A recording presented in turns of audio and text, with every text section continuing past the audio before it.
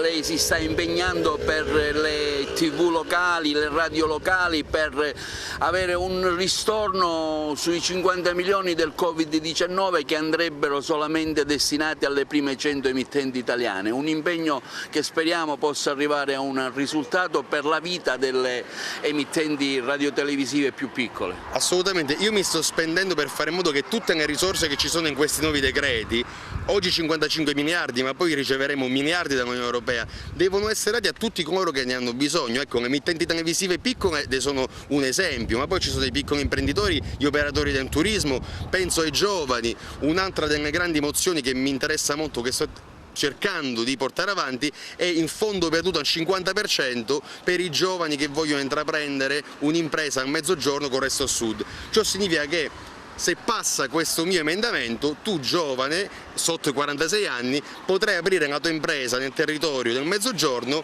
e il 50% ce lo mette lo Stato a fondo perduto, quindi passiamo da un 35% al 50%. Tutti questi decreti che dobbiamo fare devono aiutare la gente e fare non solo risollevare l'economia ma creare una nuova prosperità che in questo momento non c'è. Passi anche questo per le TV locali? Assolutamente sì, ma questo come molti altri emendamenti importanti che vengono condivisi chiaramente da tutto il Movimento 5 Stelle. Quindi quello che noi facciamo rispetto alla vecchia politica è quei soldi che andavano sempre agli amici degli amici big devono andare anche ai piccoli, e io credo che se vogliamo parlare proprio di emittenti televisive, dopo in digitale terrestre, un'operazione anche fortemente voluta dalla famiglia Berlusconi